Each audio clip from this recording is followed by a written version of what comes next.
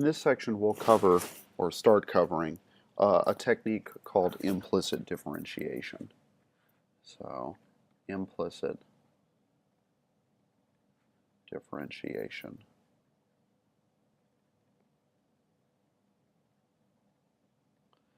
So, basically the idea here is, well, first we need to talk a little bit about what an implicit function is. So, the difference between them is, so say an explicit function is one where one variable is completely solved for in terms of the other or others. So for example, y equals x squared is explicit because one variable, in this case y, is solved purely in terms of x squared. Now an implicit version of the exact same equation, it would be something like y minus x squared equals 0. So this equation describes the exact same information that this one does. It's just written a little differently. Now in this case, one variable is not solved for in terms of the other, and so we call that implicit. Now, in this case, it's clearly possible to solve it for x or for y, just move the x squared back over to the other side. But what sometimes is the case is that there are implicit equations for which it's very inconvenient or outright impossible to give an explicit form. Okay, so something that would be, say, more exotic, what about if we had something like x squared plus xy plus y squared equals 0. So this is another implicit equation, but solving this thing for y is not going to be nearly as obvious as solving this one for y. Okay, now why do we care about this? Equations of this form, these implicit equations, can be useful for describing curves in space. So an obvious example of them that we've seen before would be something like the equation of a circle.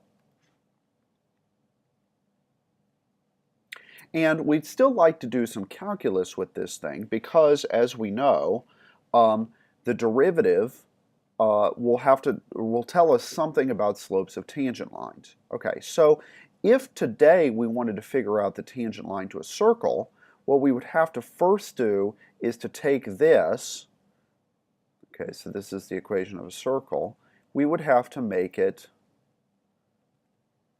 explicit.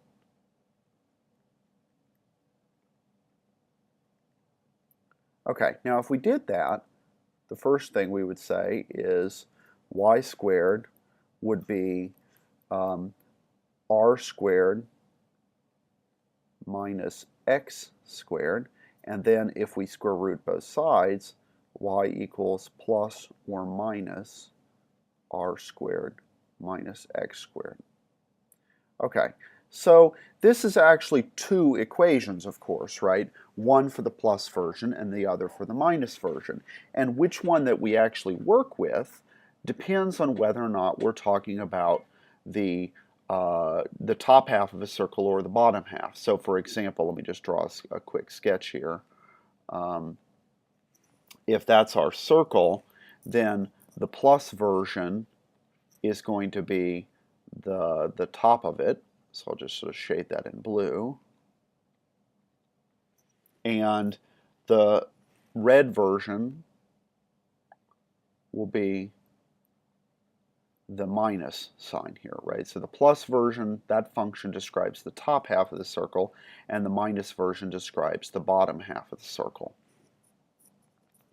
And so if we were interested in finding, say, for example, the slope of a tangent line on the blue part, we would know to use the blue equation rather than the red one, just depending on where on the circle we are. Okay, so if we wanted for this example to find the slope of some place, slope of a tangent line on that, we would need to take the derivative, and we would take the derivative of this thing here, just like we did before. So let's just go ahead and do that, and let's say here for the top half, y equals the positive square root of r squared minus x squared.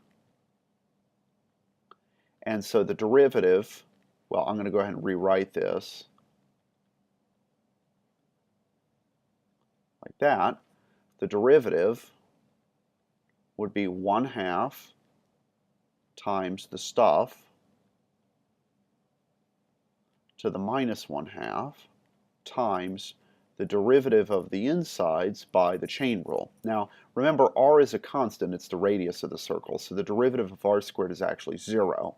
The derivative of minus x squared is minus 2x, and then now we can simplify this a little bit because we've got a 1/2 there and a 2 there, and go ahead and write this as x divided by, because of the negative exponent, the square root of r squared minus x squared.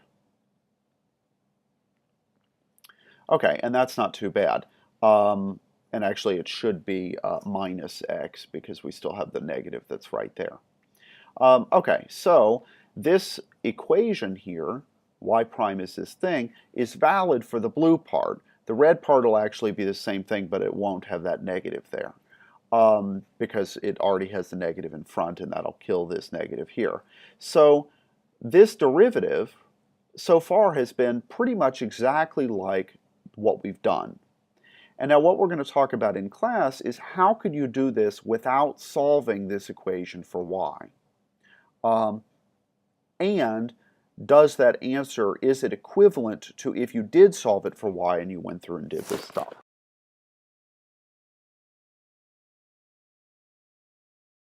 Okay, so the next example we're going to look at is a little bit more complicated than the last one.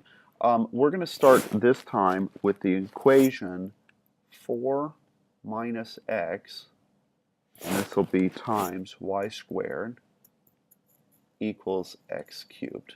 Okay, now this is sort of a funny looking equation. It describes geometrically an object called a cissoid. I'll draw a quick little sketch over here just to get a, so you've got a quick idea. The WebAssign thing has a much better graph for you. So it looks kind of like a pinched circle or something like that. And I'll do the blue and the red stuff in a minute. So if we want to find, in this case, tangent slope at the point 2, 2, so that point's over here somewhere on the graph. So to get the slope of the tangent line, we want to take the derivative. As it stands now, however, the function is not explicit, and so we don't know how to take the derivative of this yet. But we could make this explicit. So let's solve the equation here for y. And so the first thing I'm going to do is just move the 4 minus x over. And then I'm going to take the square root of both sides.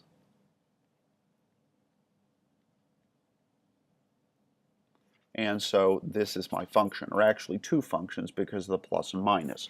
Now, just like with the circle, the plus version describes the top half, the red part on the bottom is described with the minus.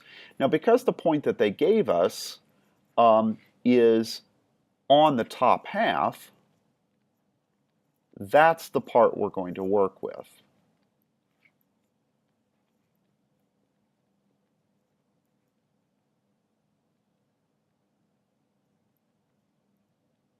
Okay, so that's the function we need to deal with. If they had given us a point on the red part down below, we would have used the minus version instead. All right, so this function looks something like we can do, what we know how to differentiate. So I'm going to go ahead and rewrite this real quick as, well, we've got the square root of some stuff, so instead I'm going to write it as x cubed. Oh, and I'm sorry, that should be 4 minus x in the bottom here, not 4 minus x squared. To the 1/2 power. Okay, so then I can do the derivative is 1/2 times the stuff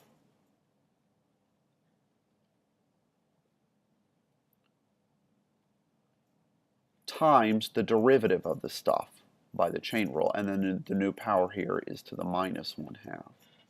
Okay, so we need to take the derivative of the insides here. The insides is a fraction, so I need to do the quotient rule. So we'll have some stuff, and what does the quotient rule say? Low times the derivative of the top, which in this case is 3x squared, minus the top times the derivative of the bottom, which is in this case just -1. And then that's all divided by the denominator squared. Okay, so this whole expression is the derivative. Now what did they ask us to do here? They asked us for the slope of the tangent line at this point. So the slope of the tangent line at this point will be to take the x-coordinate and plug it into this derivative expression. So we just need to plug 2 in for x here and then go through and crunch the arithmetic. Now it's not too difficult to do that. We'll just plug it in and see what we got. So y prime of 2 is 1/2, 2 cubed is 8, 4 minus 2 is 2, this is to the -1/2, times 4 minus 2 is 2, 2 squared is 4, times 3 is 12, 2 cubed is 8, and it's negative double there, so this will be plus 8. And then downstairs we've got 4 minus 2 is 2, squared is 4.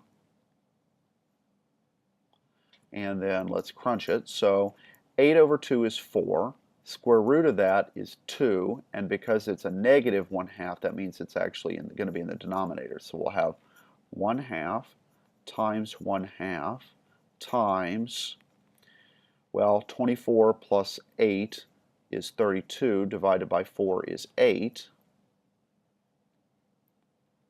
And so we've got 8 divided by 4 is 2, and that is the correct answer. Okay, so the slope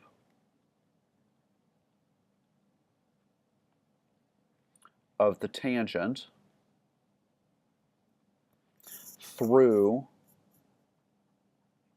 the point 2, 2 is 2. And that's all they asked us for here. Okay. Now, in class, what we're going to learn is another way to take the derivative of this that does not involve explicitly solving for y in terms of x. Because what can sometimes happen is an equation, the one that we started with, was pretty easy to solve for y in terms of x, but not always is it that simple. So that technique that we'll learn is called implicit differentiation. Now, you might expect that this new technique should give us the same answer as the old technique, and it will, assuming that we work it all out correctly. But what it hopefully will do is get at the answer in a bit more of an efficient manner than having to go through, say, both the chain and the quotient rule. And we'll see that it actually turns out to be not quite as bad. And then we'll continue with that on Friday.